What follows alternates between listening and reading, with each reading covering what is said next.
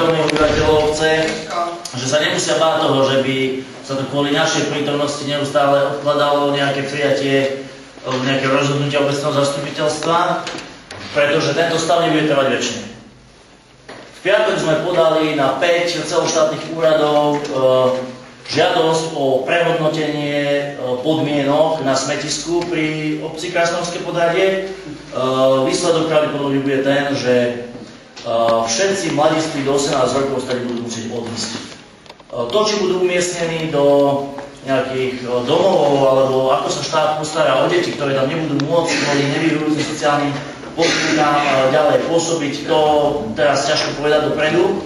Ale myslím, že úrady, ktoré sú na to určené a ktoré sú platené z peňazí daných poplatníkov, sa o to postarajú. Čiže potom to už ďalej nebude taká lukratívna oblasť pre bývanie na cudzích pozemkoch a možno, že boli také tvrdé reakcie nutné, pretože na jednej strane tu počúvame o tom, ako tu chce niekto v miery a v láske žiť, na druhej strane reakcia alebo reálny prejav toho láskyplného žitia bol ten, že traja osadníci zbili Štefana Sanisla pred jeho vlastným dvorom a neviem, či je toto prejav nejakého dobrého susedského spolunažívania, keď traja zbijú jedného chlapa. Len tak?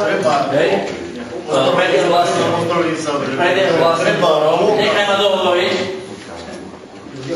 Pred jeho vlastným dvorom, takže žiaľ, treba si najprv rozmyslieť, keď niekto niečo spácha a potom nie je za to následky, opačne sa to nedá.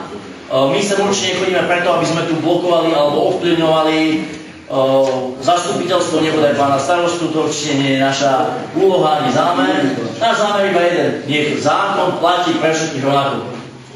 Pre všetkých rovnako, či na štátnej, či na obecnej úrovni. Keď si tu niekto kúpil za 4 eurá obecný pozemok, nikto si tejto obci nekúpi pozemok za menej.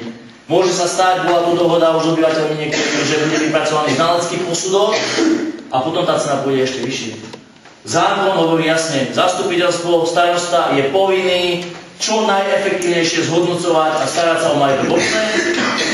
Je to verejný majetok, im zverejný do opatery. A nie je možné, aby sa niekto zvýhodňoval len preto, že z nejakej pozície vystupuje. Takisto sa nebude nikomu ustupovať len preto, že sa bude snažiť tu zastrašiť ľudí, ako je Štefan Sanislo, tým, že ho teda ľudia zbijú. To myslím, že nežijeme v stredoveku, aby takéto metódy na niekoho platili, alebo aby to fungovalo. Dobre, toľko z mojej strany, aby aj ostatní obyvateľia boli v obraze, že tá situácia sa hýbe, vo veci konáme, vo veci teda budú najbližšie konať 5 príslušných celoštátnych úradov na to vlastne vytvorených a uvidíme, aká nastane situácia potom.